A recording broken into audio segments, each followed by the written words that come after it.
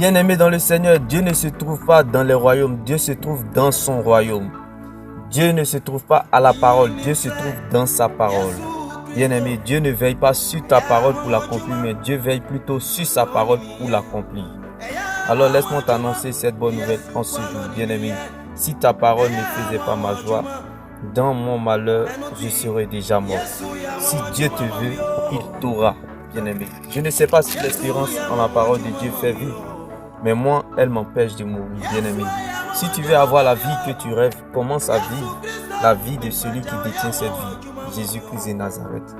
Bien-aimé, si tu détruis la vie des autres par le mensonge, la tienne sera détruite tranquillement par la vérité. Alors laisse-moi t'annoncer cette bonne nouvelle en ce jour, bien-aimé. Tant que tu gardes la couronne, le règne de Dieu ne descendra jamais. Le règne de Dieu ne viendra pas tant que tu gardes la couronne. Car bien-aimé, tant que tu peux faire des efforts, tant que tu peux te débrouiller, tant que, bien-aimé, tu peux te défendre, Dieu n'interviendra pas.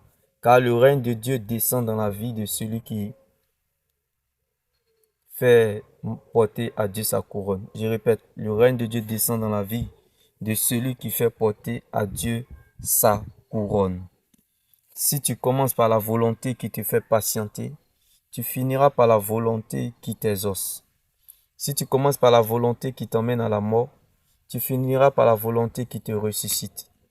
La parole de Dieu, c'est la seule terre solide sur laquelle nous pouvons nous tenir. Parfois, nous n'avons aucune idée de l'endroit où la parole de Dieu nous mène, mais nous la laissons faire. Probablement, elle connaît la route mieux que nous. Bien-aimé, un mort ne réagit pas. Un mort ne loue pas Dieu. L'Éternel te veut vivant. Oublie ce qui s'arrête, mais vois ta vie qui va reprendre avec l'Éternel. Ne regarde pas ce que tu as perdu ou ce qui s'arrête. Ne regarde pas ce qui est parti. Vérifie plutôt ce qui reste, car Dieu commence toujours avec ce qui reste, le vide et le zéro. Dieu ne commence jamais ses affaires avec les héros nationaux, mais plutôt avec les zéros nationaux. Bien-aimé, si tu portes un problème, c'est parce que tu es un vivant, car c'est les vivants qui portent des charges. Un chrétien sans combat est un crépaïen, c'est-à-dire un chrétien mort vivant. C'est-à-dire, tu as l'impression qu'il vit, mais pourtant c'est un mort parmi les vivants. Alors, bien-aimé, sache qu'un mort ne porte pas, mais ce sont les vivants qui portent eux-mêmes. Tout ce que Dieu veut, que tu quittes la dimension où les gens te portent, le niveau où les gens décident sur toi, la dimension où ton cœur dépend des gens. Arrête d'être celui qu'on porte pour devenir celui qui porte. Bien-aimé, si tu empruntes ce chemin, tu trouveras la vérité. Si tu vas jusqu'au bout de cette vérité, tu rencontreras la vie qui est Jésus-Christ de Nazareth. Bien-aimé, quel que soit le temps que tu cherches, le jour que tu trouves, tu trouveras ce que tu cherches. Frappe jusqu'à ce qu'on t'ouvre. Le jour qu'on t'ouvre, on t'ouvrira à la porte à laquelle tu as frappé. Bien-aimé, lorsque, bien-aimé, on te parle de l'évangile de la prospérité, c'est un mensonge, c'est une malédiction. L'évangile de Jésus va te conduire sur des sentiers où les gens vont se demander, est-ce que tu es vraiment converti? Est-ce que tu es chrétien? Est-ce que Dieu est avec toi? Est-ce que toi là-même, ton affaire là-même, le Dieu que nous adorons, comment le grand Dieu que nous adorons peut te permettre d'être dans cette situation? Oui, bien-aimé, c'est ça l'évangile de Jésus. L'évangile de Jésus va t'emmener sur des sentiers où même les gens vont se demander, est-ce que tu es vraiment converti? Est-ce que tu adores véritablement Dieu? Car le Dieu que nous adorons ne peut pas te permettre d'être dans cette situation. Oui, bien-aimé, la femme qui était malade au dos courbé depuis 18 ans dans l'église a vécu cette humiliation, dont tu n'es pas le premier ou la première sur cette liste. Alors sache que, bien-aimé, nous cherchons et aimons la gloire de Dieu, mais nous refusons de porter sa croix. Il est plus difficile de gérer la gloire de Dieu que de l'attendre, bien-aimé. C'est beau d'apprécier la gloire, mais mieux de vivre sa croix. Nous aimons la gloire de Dieu, mais nous refusons de porter sa croix.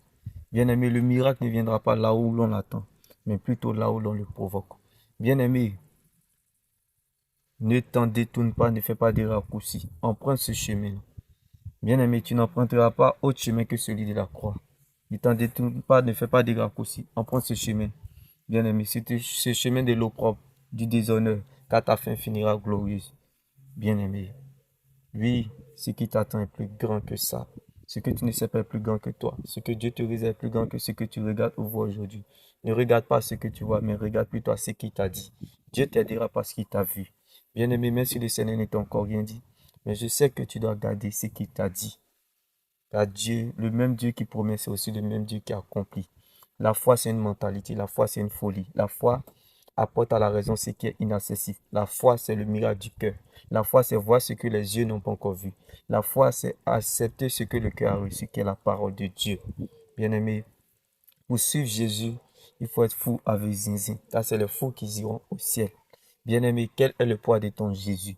Quelle est ta véritable source de motivation en suivant, cherchant et servant Jésus? C'est ça qui fera la différence dans la source de ta destinée. Plus surtout pas, bien-aimé, la plus grande humiliation est la mort, bien-aimé. La mort est le meilleur conseil que je connais, le piège à éviter de penser que vous devez perdre quelque chose sur la terre. Vous n'avez rien apporté, alors vous ne pouvez rien emporter. Bien-aimé, vous êtes venu nu, alors vous retournerez nu. Nous sommes tous des voyageurs sur la terre. Nous ne sommes pas résidents. Chacun mourra par sa manière de vivre. Ce que nous vivons sur la terre prépare ce que nous allons vivre dans l'éternité. Car la vie est ce que nous pensons, mais l'éternité est ce que Dieu pense de nous. Bien-aimé, ne regarde pas la façon dont les gens te connaissent. Ne pense pas à la façon dont tu te connais toi-même. Mais regarde plutôt à la façon dont le ciel pense de toi. Regarde plutôt à la façon, pense plutôt à la façon le ciel te reconnaît et Dieu te voit. Bien-aimé, c'est ce qui donnera le goût à la sauce de ta destinée. Tu es venu pour perdre, tu n'as peur de rien. Bien-aimé, quand tu es venu pour perdre, tu n'as peur de rien. Quand tu as tout perdu dans ta vie, bien-aimé, sache que, bien-aimé, tu n'as plus peur de rien. Tu fonces et tu as le résultat. Tout pas, tu peux tout perdre sans avoir rien perdu parce que tu démets dans le véritable. Il est moins grave de perdre que de se perdre, bien-aimé. Rien n'a perdre en Jésus-Christ de Nazareth. Nous sommes dans le véritable. De tout ce que tu as traversé ou vécu, ton Dieu demeure puissant et vivamment à l'œuvre. Bien-aimé, quand Dieu t'attend à la tête, il compte sur lui-même pour t'accompagner. Si c'est à cause de toi, tu perdras la bataille, mais à cause de Dieu, tu gagneras le combat. Certes, tu as perdu la bataille, mais non le combat. Tes batailles d'aujourd'hui te préparent tes combats futurs. Bien-aimé. Mais dans le Seigneur, quand on compte sur Dieu et dépend de sa parole, on ne s'attend pas à la facilité, mais on se sent à l'aise dans l'épreuve. Que la joie du Seigneur soit votre force. N'oublie surtout pas, bien-aimé, la vraie joie dans le Seigneur ne dépend pas, bien-aimé, du climat extérieur ou de ce qu'on a dans ses poches ou dans ses mains, mais plutôt de ce qu'on a à l'intérieur de nous, qui est la parole de Dieu dans notre cœur.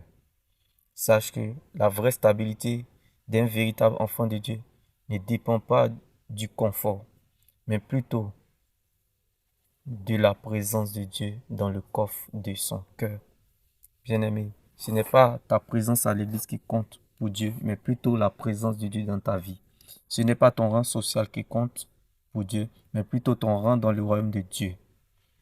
Bien-aimé, ce n'est pas la quantité d'années à vivre qui compte pour Dieu, mais c'est la qualité de vie que tu mènes dans ces années. L'obéissance est la vie dans vos années. Les fruits que nous recherchons pour notre liberté dépendent de notre relation avec Dieu. Car c'est de notre relation avec Dieu que découle tout le reste. Comme la Bible pouvait nous le dire, cherchez premièrement le royaume des cieux et sa justice, et tout vous sera donné par-dessus tout. Bien-aimé, si tu veux avoir ce que tu n'as jamais eu, commence à faire ce que tu n'as jamais fait. Adore le Seigneur comme jamais tu l'as fait auparavant. Loue-le comme si c'était ta dernière louange. Car c'est dans l'adoration que se découvre la profondeur de notre victoire.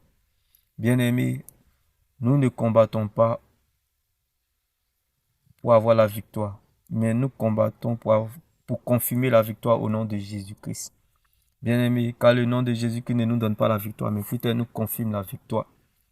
Bien-aimés, notre Dieu n'a jamais perdu un combat, là où son nom a été mis en cause. En face des problèmes, je les oppose toujours à mon Dieu, car en face des défis, il se rend compte qu'il est concerné. Bien-aimé, le nom de Jésus